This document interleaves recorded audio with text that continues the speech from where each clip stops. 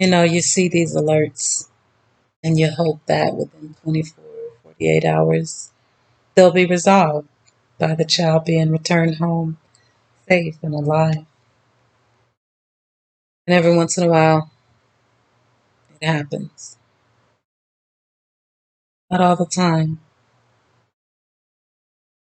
Michael Joseph Vaughn, endangered person alert for Idaho boy, 5, missing for 2 days.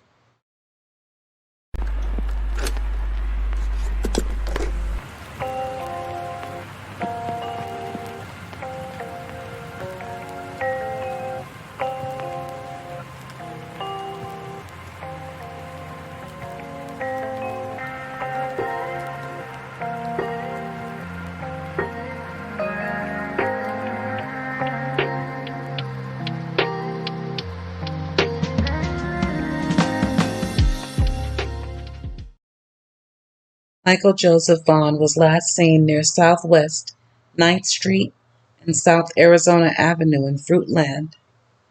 Vaughan is 3 feet 7 inches and weighs 50 pounds, with blonde hair and blue eyes.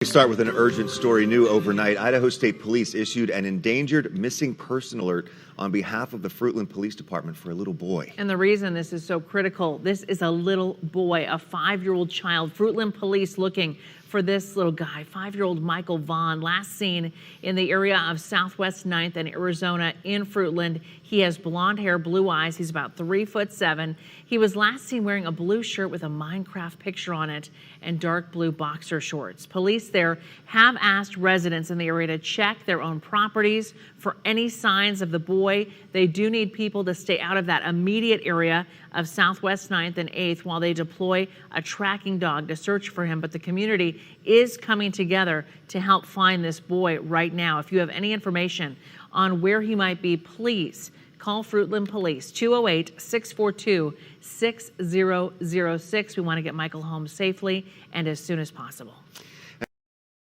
Well, tonight, concern and confusion in Fruitland as law enforcement and the community continue to search for a missing 5-year-old boy. Michael Vaughn, also known as Monkey, has been missing since Tuesday night. Now, we've watched as multiple law enforcement agencies have used helicopters, drones, and canines to find the little boy. Now, a national agency is joining in on the search, and it comes as we're now expecting an update about this case from police. Our Tristan Lewis is live in Fruitland, where he has been staying on top of this story for us this week. Tristan, walk us through what you've learned. Shira, the National Center for Missing and Exploited Children say they have a team on location in Fruitland. That team is known as Team Adam. They help with local law enforcement agencies on their search, spread awareness of children's disappearances, and help families during this devastating time. The National Center for Missing and Exploited Children were not able to go into full details about what they are bringing to Michael's case, but in general, Team Adam is made up of retired law enforcement professionals. They are sent to sites where cases are unfolding to provide ground technical assistance and other national resources. They also bring equipment and more resources for each case. And while Team Adam is currently on location, the Idaho Army National Guard was in the area Wednesday, also aiding in search efforts. They were asked to use one of their UH-72A Lakota search and rescue helicopters. Our crew conducted a thorough search of the area of interest, but unfortunately they were unable to locate the missing boy. The Idaho Army National Guard was soon after called off the search. Lieutenant Borders tells me they get their requests for these types of operations from the Air Force Rescue Center in Florida. And again, this search is still very active, and Fruitland police ask everyone in the area to check their property, their security cameras, and if they see anything, let police know as soon as possible. Now, for anyone who is scratching their head saying, wait, did I miss something? No, you didn't. It's mind-boggling already, because it really does seem like we have another baby that just vanished. But the officers or the law enforcement, they aren't really telling us that right now. They haven't released the details surrounding the disappearance. We know what he was wearing. and that he was supposed to be on foot. We don't know who he was with or anything like that. And as I'm reading it, it's not because they don't know, it's just that it's not something they're releasing. And based on how they're searching, they have to know more than the little bit we do, which is that he's missing. They're searching extensively in that area. And, well, we'll just have to stay tuned and pray to God that little monkey comes home and that we don't have another one of those stories. Where is Michael Vaughn?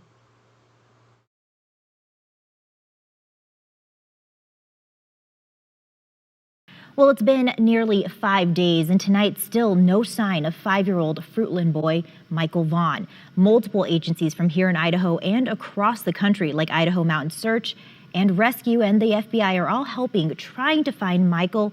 And this comes as the police department is still asking for community support. Our Tristan Lewis joins us now. And Tristan, police aren't looking for community search teams right now, but they do want people to thoroughly check their property. Yeah, Shira, Fruitland police are asking neighbors in the area to check in crawl spaces, trailers, vehicles, and take a look at any security camera footage. If you see anything, they want you to contact them as soon as possible. They're also asking people who are in the area of Southwest 8th Street, Southwest 9th Street, and Cornwall Way on Tuesday to call dispatch. Fruitland PD assures that they are following up on any leads they get. We just want our monkey home. We just missed our baby and we want him home. As the search for missing 5-year-old Michael Vaughn approaches day 5, Fruitland police say they are committed to finding the boy and making sure no stone is left unturned. The community knows because they see us out here every single day, pounding the pavement, pounding these rural areas. We are working. Law enforcement has done in-depth searches around the last area Michael was last seen, which included K-9 teams, aerial, marine, and land support teams, and multiple drones. Every minute counts in these investigations when searching for a missing child, and we appreciate the public's support and cooperation as we continue the search for Michael. As this search remains very active, Fruitland police aren't sharing many of the details going into the investigation, but they do say Michael's family is fully cooperating. I just want to thank the community and all the enforcement agencies that have been continuously, tirelessly looking for him. Community members around Fruitland and Payette County remain heavily invested to where this little boy could be. Some neighbors say they're disappointed and frustrated by the little information in the case. They want answers. They want to know that our search efforts are going somewhere, and at the time they're just nothing is that we know of is leading anywhere. So it's really hard to know that this little boy could be anywhere. Krista King with the Chamber of Commerce says Fruitland is a close-knit small town. She's impressed with how the community has come together this past week. She knows law enforcement, search teams, and neighbors are doing everything they can to bring this 5-year-old boy back home. Thank you from our community. We're just very grateful that we have everybody coming together. It's really great to know that we have that support from other communities that are close by. And as people call into the police on any leads, they want to remind the public to make sure it is from credible sources and not report on any speculation. Again, every second matters on a case like this. Shira. Thanks, Tristan. I know a lot of people are still waiting and hoping to find out more information about this. And if you know where he is, just call 911 or the Payette County Sheriff's Office. Just like at the top of the newscast, we are staying on top of this developing news tonight. People in Fruitland are refusing to give up hope for a 5-year-old boy who's been missing since Tuesday evening. CBS 2's Trevor Fay is live in Fruitland. He has the very latest tonight. Well, Natalie, as we were saying earlier in the show, the Fruitland Police Department is going to be holding a press conference tomorrow at 2 p.m. just down the street behind me here at Fruitland City Hall. Now, what I do know is that they were conducting investigations earlier this afternoon, looking through people's cars and checking their license plates to see exactly who was passing in and out of Michael's neighborhood. Now, let's take a look at Michael's picture. This here is Michael Vaughn. He's just 43 inches tall and weighs 50 pounds. He was last seen wearing a blue Minecraft t-shirt with dark blue boxer briefs, and he answers to the nickname of Monkey. He lives near the corner of Southwest 9th Street and Arizona in Fruitland, where, as I said, police were conducting a search, taking pictures of license plates and asking how many people were in each car. Anyone with information about Michael is asked to call the Fruitland Police Department using the number here on the bottom of your screen. Fruitland Police are holding that press conference, as I said, tomorrow at 2 p.m. right here at Fruitland City Hall. And another good thing to mention is that many folks are conducting their own investigations trying to find Michael anywhere that he might be in the town of Fruitland. But police do ask that you just respect people's privacy and their private property and make sure to get permission before looking through private yards and residences. Reporting live in Fruitland, Trevor Fay, CBS 2 News.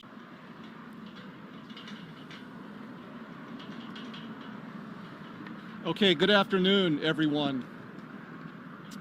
My name is J.D. Huff, and I'm the Chief of Police for the City of Fruitland. And I just want to start out by saying thank you for attending today. You know, this is this thing is monumental, and it's super important that we have you guys here helping us out, getting some words out here today. So I want to start this off by introducing some of my counterparts here, some of my partners that are helping me with this. I'll start out with Special Agent Brian Sullivan with the Federal Bureau of Investigation, Captain Matt Sly with the Idaho State Police. I've got Chief John Plaza with the Payette Police Department, Brian Marinelli with the Idaho Mountain Search and Rescue Team, and I've got the family of Michael Joseph Vaughn here, Brandy and Tyler and Brandy's sister here today with us. So I'm going to read my press release to you, and then I'll stand by for a few questions for you once we complete this, okay? Today, the Fruitland Police Department, in conjunction with the State Police, multiple Treasure Valley law enforcement agencies, and the Federal Bureau of Investigation, we continue to search for missing and endangered 5-year-old Michael Joseph Vaughn, MJ to his family and friends. Michael was last seen near his residence on Southwest 9th Street in Fruitland at approximately 6:30 p.m. on July 27th, 2021. Operations to date include the methodical search of the area near Michael's residence, which included 2 irrigation runoff ditches, which were drained by the Fruitland Public Works Department in an extensive search and rescue effort, including the use of canines, aerial, and marine and land support. Idaho Fish and Game officers are continuing to search the river by boat for 4 to 5 miles downriver and back up, and in the sloughs of the Snake River as well. The Fruitland Police Department will continue to organize search and rescue operations with resources provided by the Idaho Mountain Search and Rescue Team, the Fruitland Fire Department, and the National Center for Missing and Exploited Children, and others. We've received a tremendous amount of support from the Fruitland community, and we'll continue to call upon them, but as needed. We're continuing to seek the public's assistance to identify individuals who are in the area of Southwest 8th, Southwest 9th, and Cornwall Way in Fruitland from 6:30 and 7:15 p.m. on Tuesday, July 27, 2021. If you were in that area or you know someone who was, please contact us at 208-642-6006, extension 0. That's the Payette County Sheriff's Office, and again, a tip line. Even if you don't believe that you have something that's relevant or relevant information to this case, we want you to contact us so we can recreate a complete picture of the time that Michael was last seen. Every minute counts in these investigations when searching for a missing child, and we appreciate the public's support and cooperation as we continue the search for Michael. If you live in the immediate area, please thoroughly search your property to include any outbuildings, vehicles, anything that a 5-year-old kid could get into. We also ask that you review any security camera footage that you may have that may be attached to your house. Video is extremely important to us in these circumstances and these investigations. We're also very grateful for the public's assistance in following up on each lead. We are vigorously following up on each lead that we're getting in. So I want to make it clear that as your tips are coming in, they're not falling on deaf ears. The community knows, because they see us out here every single day, pounding the pavement, pounding these rural areas. We are working.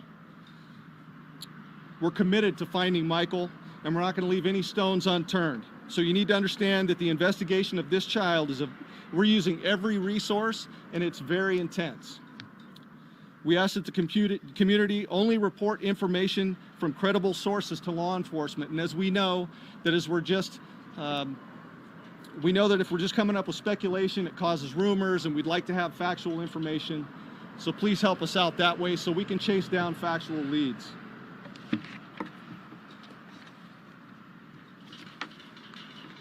We also want to emphasize that Michael's family continues to be 100% cooperative with our investigation, and we're asking you to be extremely respectful of their privacy during this situation, and we would appreciate that. Super difficult time, as you would know.